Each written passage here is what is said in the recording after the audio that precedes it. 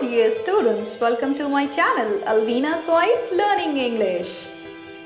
Once again मैं अल्वीना welcome करती हूँ आपका आपके अपने channel Alvina's White Learning English में।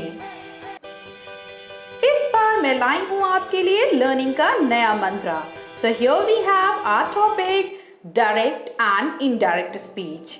Students, in this video हम सीखने वाले हैं डायरेक्ट इनडायरेक्ट स्पीच, उसके रूल्स, आखिर हम डायरेक्ट स्पीच और इनडायरेक्ट स्पीच को कैसे समझते हैं, how are the different types, can be change, किस तरह से हम उनको चेंज करते हैं। चलिए सीखते हैं इस वीडियो में, that is none other direct indirect speech. What is a direct speech? एक बहुत ही कॉमन क्वेश्चन हर किसी के दिमाग में होता है कि डायरेक्ट स्पीच आखिर होती क्या है। तो मैं इसके लिए एक शॉर्ट की यूज करने वाली हूँ कि डायरेक्ट स्पीच एग्जैक्टली जो आप बोलते हैं किसी भी सेकेंड पर्सन से, तो उसको हम डायरेक्ट स्पीच कहते हैं। जैसे कि यहाँ पर बताया गया है कि डायरेक्ट स्पीच को हम समझने के लिए उसको देखेंगे कि वो हमेशा ही क्वोटेड मार्क्स या तो इन्वर्टेड कॉमास में रखा जाता है और एग्जैक्टली वही कहता है जो स्पीकर कह रहा है। चलिए उसको और डिटेल से देखें विद एग्जाम्पल। जैसे कि मैंने आपको बताया था कि जो स्पीकर कहता है उस स्टेटमेंट को हम इन्वर्टेड कॉमास में रखते हैं, तो उस चीज को कहते हैं डायरेक्ट स्पीच। जैसे कि एग्जाम्पल कह रहा है आपसे कि देवता said today is my birthday, so today is my birthday देवता सेड। तो यहाँ पर स्पीकर ने जो कुछ भी कहा कि वो आज उसका बर्थडे है, तो वो बिल्कुल सीधे सीधे उस स्टेटमेंट को हमें जब रिप्रेजेंट करे तो वो होती है डायरेक्ट स्पीच। चलिए सीखते हैं अब इनडायरेक्ट स्पीच क्या होती है। इनडायरेक्ट स्पीच को हम रिपोर्टेड स्पीच भी कहते हैं। और एक बात ये भी याद रखने वाली है कि डायरेक्ट स्पीच की पहचान जिस तरह से हम इन्वर्टेड कॉमास से करते हैं, वैसे ही इनडायरेक्ट स्पीच में कभी भी आपको इन्वर्टेड कॉमास देखने को नहीं मिलेगा। They don't have even the words like said to told हो जाता है, आस्क्ड हो जाता है और आगे बहुत से चेंजेस होते हैं जो कि हम देखेंगे।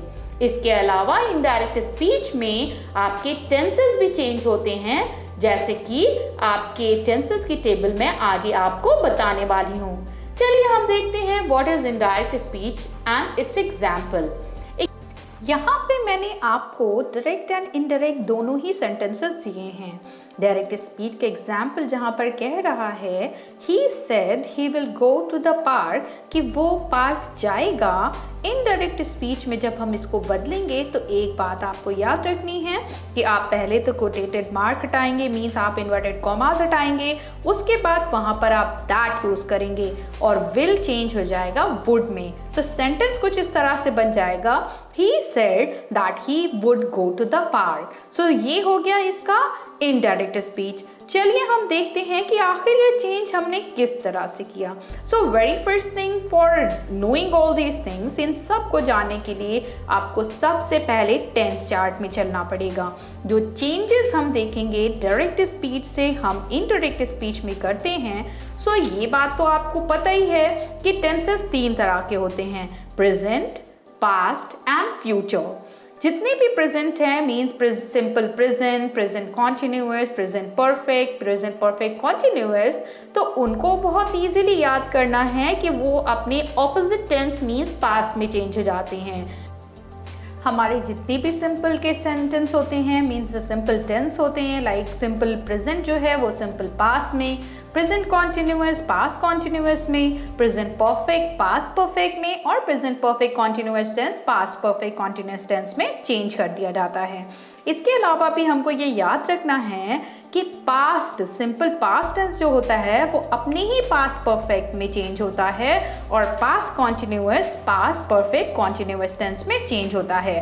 अब बच्चों ये बात आपको बहुत अच्छे से याद रखनी है कि पास्ट परफेक्ट टेंस किसी और टेंस में चेंज नहीं होता है, वो सिर्फ पास्ट परफेक्ट टेंस ही रहता है। उसी तरह से पास्ट परफेक्ट कॉन्टिन्यूअस टेंस भी पास्ट परफेक्ट कॉन्टिन्यूअस टेंस में ही रखा जाता है। तो आपको ये टेबल बहुत अच्छे से याद रखनी है कि आखिर हम प्रेजेंट को किस फॉर्म में चेंज करते हैं और पास्ट के कौन से फॉर्म चेंज नहीं होते हैं। आगे बढ़ते हैं तो हमको ये समझ में आ रहा है कि we are talking about modal auxiliaries या मॉडल वर्ब्स। तो मॉडल वर्ब्स फॉर्म्स या इसके अलावा हम फ्यूचर की भी बात करें तो विल, कैन, मस्ट, शैल, मे, ये सब चेंज होते हैं। विल जैसे कि वुड में चेंज हो जाता है, कैन कुड में चेंज हो जाता है, मस्ट हैड टू में चेंज हो जाता है, शैल शुड में चेंज हो जाता है, मे माइट में चेंज हो जाता है। अब हम आगे बढ़ते हैं विद आवर अनदर टेबल। याद रखिए बच्चों कि जब हम टेंस चेंज करते हैं डायरेक्ट स्पीच से इनडायरेक्ट स्पीच में, तो जहाँ पर आपकी वर्ब की फर्स्ट फॉर्म है वहाँ पर वर्ब की सेकेंड फॉर्म हो जाएगी। लाइक सिंपल प्रेजेंट की बात करें तो वर्ब की फर्स्ट फॉर्म वर्ब की सेकेंड फॉर्म बन जाती है। उसी तरह से वर्ब की सेकेंड फॉर्म है वो हैड मीन्स आपका सिंपल पास्ट है, सिंपल पास्ट चेंज हो गया पास्ट परफेक्ट में मीन्स हैड प्लस वर्ब की third form. Is am are was were में बदल जाता है, डू डज डिड में, डू नॉट और डज नॉट डिड नॉट में, और इसी तरह से हमारी टेबल ऑन एंड ऑन बढ़ती रहती है। सो मुझे लगता है कि ये टेबल आपको समझने में बहुत ईजी होगी कि किस तरह से हम वर्ड्स को चेंज करेंगे। अब मैं आगे बढ़ूँ तो मैंने आपको ये टेबल दी है टाइम चेंज की। बच्चों जब हम टाइम चेंज करते हैं तो we need to be very alert while changing the time. Now जो होता है वो चेंज हो जाता है देन में, येस्टरडे चेंज हो जाता है द डे बिफोर और द नेक्स्ट डे में, नेक्स्ट वीक हो जाता है the week after, the following week, tomorrow the next day, the following day, ago before में बदल जाता है टुडे दैट डे में, and last month the month before और द प्रीवियस मंथ में बदल जाता है। ये बात हमको अच्छे से याद रखनी है कि जब हम इनडायरेक्ट स्पीच में बात करते हैं तो we are talking about an incident जो कि पास्ट में हो चुका है। मीन्स आप पास्ट इंसिडेंट्स को जब डिस्क्राइब करते हैं तो वो आपका इनडायरेक्ट स्पीच बन जाता है। कुछ और चेंजेस की बात करें तो कुछ चेंजेस बहुत ही छोटे से हैं, माइनर हैं, लेकिन वो बहुत ज़्यादा इंपॉर्टेंस रखते हैं। अब ये वर्ड्स कौन से होते हैं? ये होते हैं here means we are talking about the place. So here it change into there, this change into that और these change into those। तो ये बात आपको बहुत क्लियरली पता है कि यहाँ वहाँ हो जाता है, this मतलब यह वह हो जाता है, these means ये वे हो जाते हैं, एंड इस तरह से आपको कुछ चेंजेस का बहुत अच्छे से ध्यान रखना है। चलिए बच्चों मैं आपको रिपोर्टेड स्पीच के कुछ और टाइप्स बताने वाली हूँ। So here we go. Reported speech 3 और तरह से बदले जाते हैं। Means there are 3 other types of reported speech, statement, question, command, request and advice. आखिर ये होते क्या हैं? चलिए देखते हैं व्हाट इज स्टेटमेंट्स। स्टेटमेंट क्या होता है? स्टेटमेंट बेसिकली एक ऐसा सेंटेंस जिसमें एक सीधी सीधी बात को कहा जाता है और जिसको हम इन्वर्टेड कॉमा रिमूव करके दैट के थ्रू ऐड करते हैं।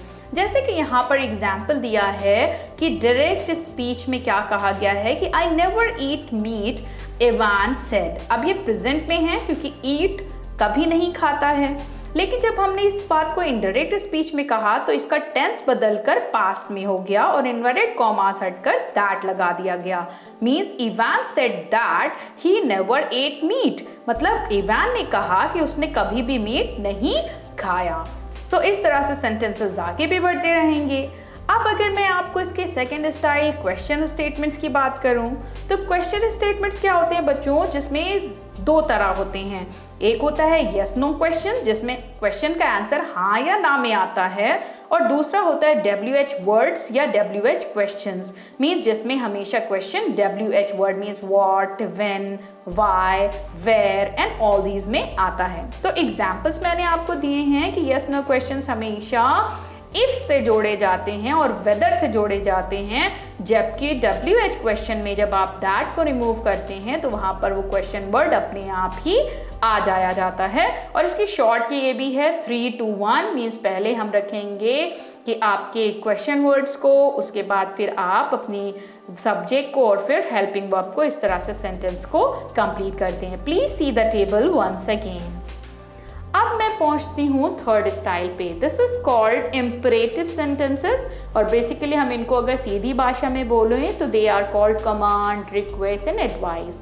इस तरह के सेंटेंसेस में हमेशा आप किसी कमांड को होता हुआ देखेंगे, या किसी रिक्वेस्ट को होता हुआ देखेंगे, या किसी सजेशन को देखेंगे, या किसी एडवाइस को देखेंगे।